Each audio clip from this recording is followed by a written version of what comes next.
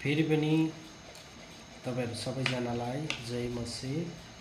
र यो रातको समयमा हामी फेरि पनि यसरी भोजन ल्याउँदछौँ र यो भोजन चाहिँ फेरि मेरो वाइफले आटाको डल्ला नै बनाएछ र आज आटाको डल्लामा चाहिँ उनले अन्डा मिसाएछ र म तपाईहरुलाई देखाउने छु। हेर्नुस् आटाको डल्लामा अन्डा